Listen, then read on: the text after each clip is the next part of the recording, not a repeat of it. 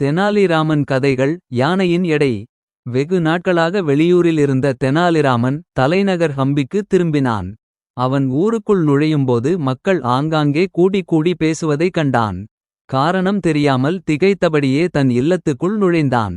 தெனாலிராமனின் வேலைக்காரர்கள் இருவரும் அடிக்கடி கூடி ஏதோ ஆலோசனை செய்து கொண்டிருந்தனர். ஊருக்குள் வந்தபோது மக்கள் கூடி நின்று பேசுவதைப் பார்த்த தெனாலிராமன் தன் வேலைக்காரர்களும் அதேபோல் சிந்தித்துக் கொண்டிருக்கிறார்கள் என யோசித்தான்.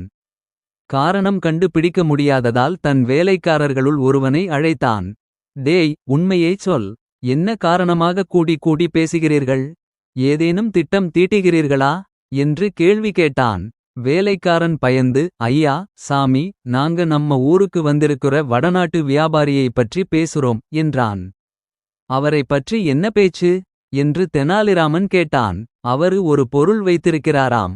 அதன் எடை என்னன்னு கண்டுபிடிச்சா எடைக்கு எடை பொன் தருவதாகச் சொல்லியிருக்கிறாராம். அப்படி கண்டுபிடிக்க முடியலனா காலம் பூராவும் அவருக்கு அடிமையா அவருக்கு பணிவிடை செய்து வாழணுமாம் என்றான் வேலைக்காரன். தெனாலிராமன் சிந்தித்து அரசபைக்கு சென்று அந்த வியாபாரியை சந்தித்தான். மன்னர் கிருஷ்ணதேவராயரும் வியாபாரியின் இந்த சவாலை ஏற்கவும் முடியாமல் விட்டு விடவும் முடியாமல் பெரும் குழப்பத்தில் இருந்தார். தெனாலிராமன் சபைக்கு வந்ததும் மன்னர் அவரிடம் இந்த பிரச்சினைக்கு தீர்வு காணுமாறு கேட்டார். ராமகிருஷ்ணனும் அதை ஏற்றுக்கொண்டு வியாபாரியிடம் தாங்கள் எடை காண வேண்டும் என்று கூறும் பொருள் என்னவோ என்று கேட்டார். வியாபாரி மிகுந்த கர்வத்துடன், நான் ஜெயித்தால் நீர் எமக்கு அடிமை. ஆனால் நீர் ஜெயித்தால் எடைக்கு எடை பொன் தருவேன் என்றான். உங்கள் நிபந்தனையை நான் ஒப்புக்கொள்கிறேன். எந்தப் பொருளுக்கு எடை சொல்ல வேண்டும்? சொல்லுங்கள் என்றான் ராமகிருஷ்ணன். வியாபாரி கள்ளச் சிரிப்புடன், வீதியில் நிற்கும் என் யானையின் எடை என்ன என்று சொல்ல வேண்டும் என்றான். சபையே அதிர்ந்தது. யானையை எப்படி எடை போடுவது? எந்த தராசில் நிற்க வைப்பது என்று அனைவரும் சிந்திக்கத் தொடங்கினர். மன்னரும் சிந்தனை வயப்பட்டார். தெனாலிராமன் மறுநாள் பதில் கூறுவதாகச் சொல்லி இல்லம் திரும்பினான். இரவு தன் மனைவியிடம் இந்த பிரச்சினையை பற்றி பேசிக் கொண்டிருந்தான். அப்போது அவனுக்கு திடீரென்று யோசனை தோன்றியது. மறுநாள் பொழுது விடிந்ததும் வியாபாரியிடம் யானையின் எடையை கூறுவதாகக் கூறி அழைத்தான். மக்கள் ராமன் எப்படி யானையை எடை போடுகிறான் என்பதை பார்க்க கூடிவிட்டனர். மன்னரும் மக்களுடன் சேர்ந்து ஆவலுடன் பார்த்து நின்றார். ராமன் வடநாட்டு வியாபாரியை நதிக்கரைக்கு அழைத்துச் சென்றான். அவனும் தன் யானையை நடத்திக் கொண்டு ராமனுடன் சென்றான். நதிக்கரையை அடைந்தவுடன் அங்கிருந்த ஒரு பெரிய படகில் யானையை ஏற்றச் சொன்னான் ராமன். யானையை ஏற்றியவுடன் படகு நீருக்குள் மிதக்கவிடச் சொன்னான். படகு நீருக்குள் அமிழ நீரின் அளவை குறித்து கொண்டான்.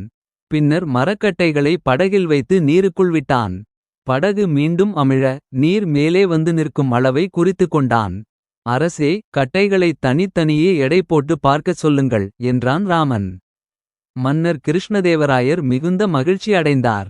வியாபாரியை பார்த்து, ஐயா, நீங்கள் கேட்ட கேள்விக்கு எங்கள் ராமன் சரியான விடை தந்துவிட்டான்.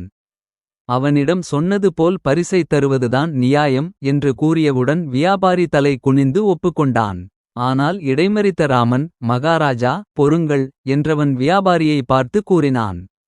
ஐயா வியாபாரியே, நான் வெற்றி பெற்றால் தாங்கள் என்ன தருவதாக கூறினீர்கள்? எடைக்கு எடை பொன் தருவதாக கூறினேன் என்றான். அது சரி, யாருடைய எடைக்கு எடை என்று நீங்கள் சரியாகச் சொல்லவில்லையே. எடையை பார்த்து சொன்னவரின் எடைக்கா அல்லது யானையின் எடைக்கா என்றான் ராமன். இது கேட்ட வியாபாரி மயங்கி சரிந்தான்.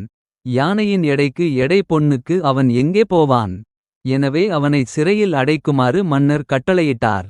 பல நாடுகளில் மக்களை அடிமைப்படுத்தி சிறுமைப்படுத்திய வியாபாரிக்கு சரியான தண்டனைதான் அது என்று மன்னர் தீர்ப்பளித்தார்.